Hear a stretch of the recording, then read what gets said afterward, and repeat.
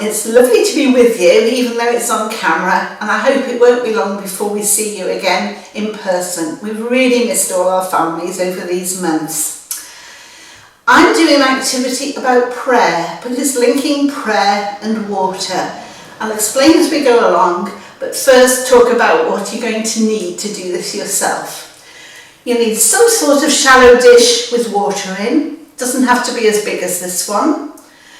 You'll need some paper. I found that thin computer paper was a little bit too thin, so thickish paper is best if you've got it. You need something to make a large and a small circle.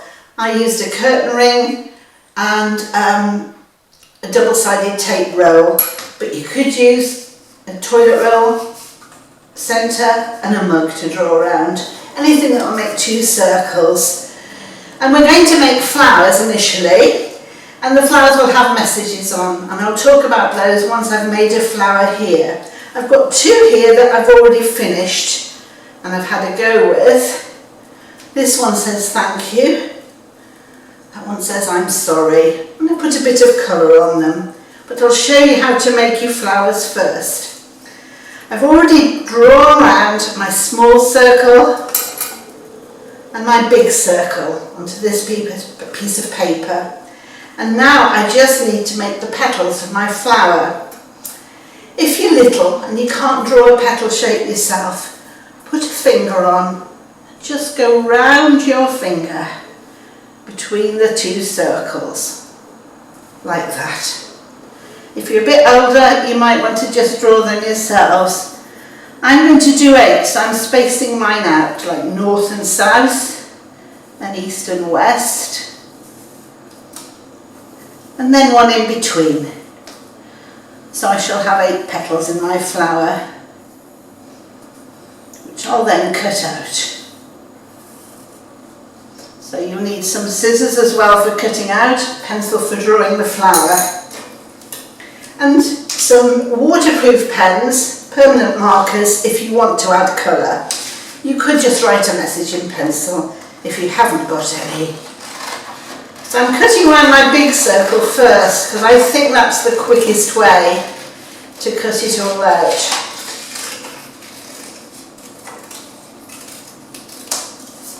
And then I need to cut around my petals. I'm just cutting down to that edge of the smaller circle between every petal. Okay, now we're going to use these flowers for prayer. And prayer is quite simple. It's just talking to God and listening to Him. And you can't write a whole prayer on a little flower. So we think about the main things. On this one, I'm thinking that the person's got something they need God's help with. So it says, please help. I've got one saying thank you. We think of things that we're very happy that God's done for us. And I've got one here that says, I'm sorry, when we know we've done something wrong and we need to ask for forgiveness. So these are our prayer messages. And you need to fold your petals into the middle.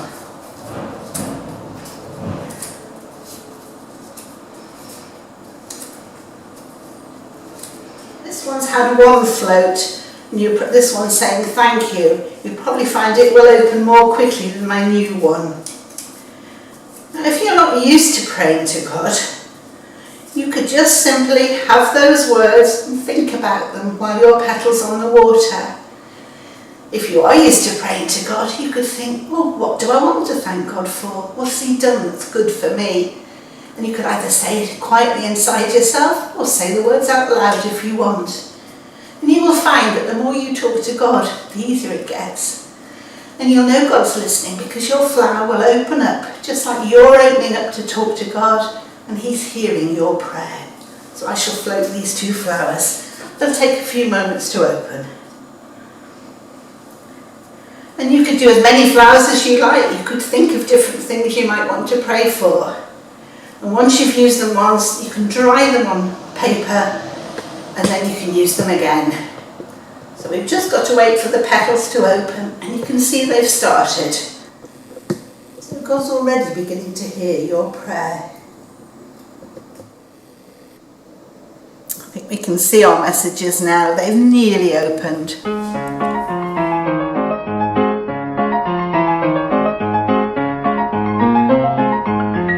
Hi everyone, I'm going to show you how to make a water sponge ball.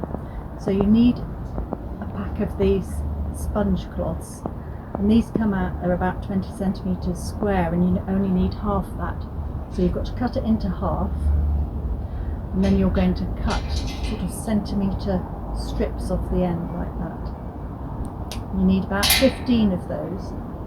So I've got here 5 green, 5 yellow, 5 pink, and then you need to get them so they're all level, and then you're going to tie a strong thread round the middle there. So you could use dental floss, some strong sewing thread doubled up perhaps, and you tie it nice and tight, and then all you have to do is dunk it in the water.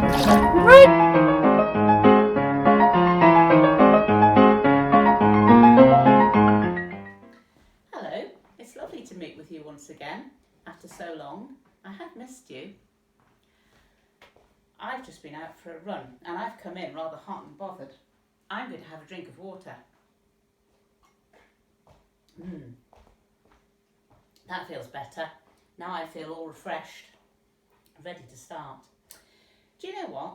In the Bible, there's lots of times that Jesus is referred to as the living water, and this refreshes us really.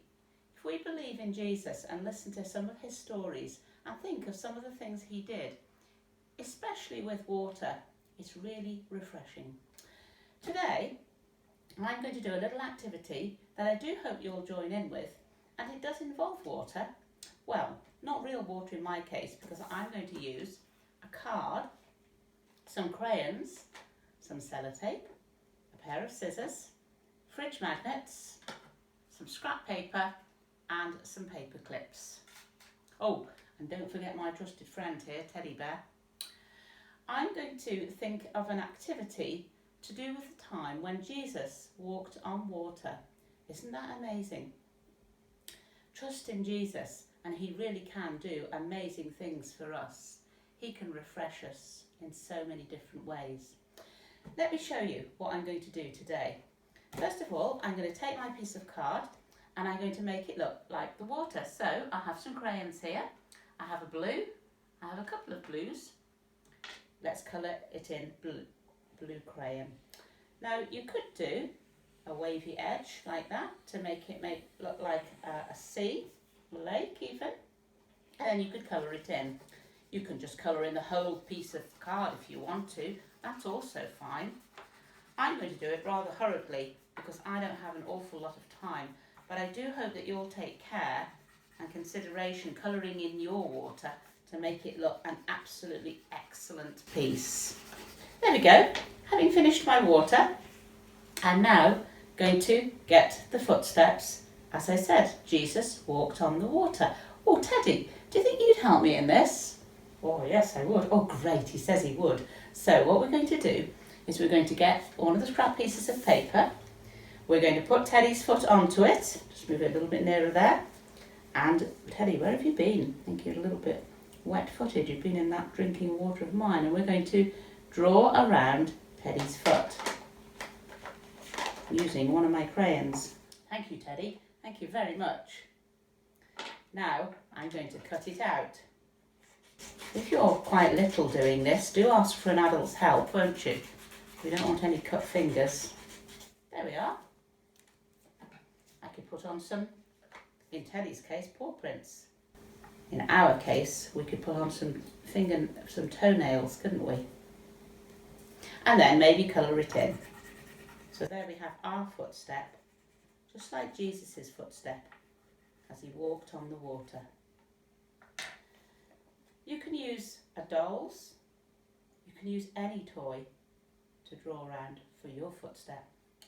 When you've done that, you need to get your paper clips and you need to sellotape them onto the back. One will be fine. I've actually got 3 here, but it really doesn't matter how many you use, and then sellotape them onto the back of the footstep, like so. And that's all there is to it. We then put the footstep onto the water, and we take a fridge magnet. Any fridge magnet. I have a selection here that I got off my fridge. Maybe you've got some on your fridge or another part of your house. And then we put our fridge magnet, hopefully not dropping it, underneath the water, and let's make that footstep walk along the water, just like Jesus walking on the water. Isn't that amazing? As I said, believe in Jesus and he will do the most amazing things just for you. Thank you. I do hope you have fun making your footsteps walk on the water, and I look forward to meeting you again next time. Bye bye.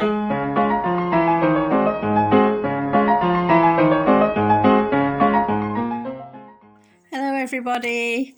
Today for Messy Church we're going to be making a Spanish gazpacho soup, which is mainly made of tomatoes, which are red, and so it is going to be representing the Red Sea. Hope you enjoy making it, and hope to see you all again soon. Bye. Hola FoodTube, I'm Omar Aliboy, I'm a Spanish chef and I'm going to be cooking a very traditional gazpacho. So let's get on with the cooking, if there is any cooking, because this piece of kit is going to do all the job for us. We just need to roughly chop all the veggies and everything is going to be blended. So I'm going to start with a red pepper. Green pepper. That was a traffic light, I would be dead by now. Cut it in half, put your fingers in, and take the seeds out. Roughly chop it, okay? This is not for masters, that's all I'm doing. Pour it all in. I'm just going to add sort of like half a Spanish onion into the mix. Garlic clove. A tip here, if you don't like that aftertaste, I recommend you to take this inner part of the garlic, which is sort of like the germ. Just take it off, because I have an important meeting later on. I'm gonna take it off. A date, actually.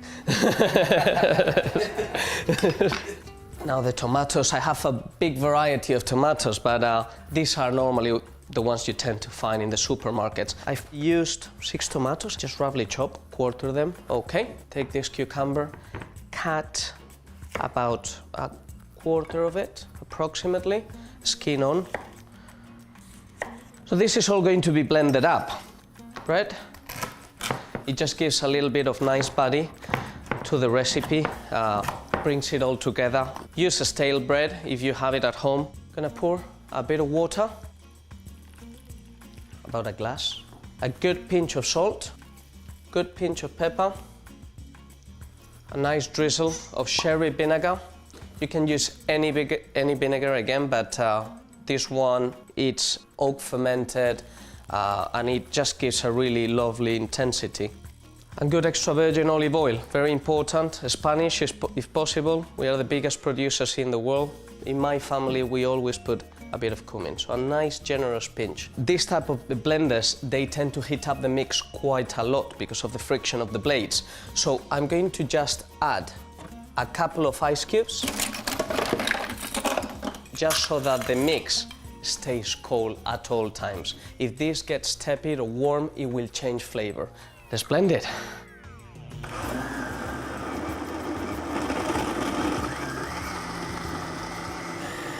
Perfectly smooth, or at least to me. Some of you may not like it with the bits, so you can just pass it through a chinois. That will do. And now just pour it in a soup bowl, which we normally garnish with a bit of fried bread, a couple of croutons, a bit of garnish, cucumber, green pepper, red pepper, whatever you have, a little bit of olive oil, and sometimes an ice cube as well. I wonder what you think of when you think of water. Do you think of just a cup of water? Do you think of the sea, of rain, of a lake? Maybe you think of a canal, like this one, here in Whitchurch. Now, the thing about water is that wherever it is and wherever it goes, it brings life. Here by the canal, there is so much life. There's luscious farmland, there's greenery, I've seen fish, I've seen ducks, I've seen all sorts of different birds. Water has brought that life here. It has brought a place for birds to nest, for fish to swim, and it brings huge abundance of plant life.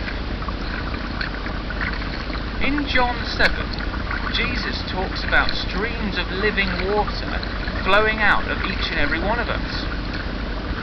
What could this mean?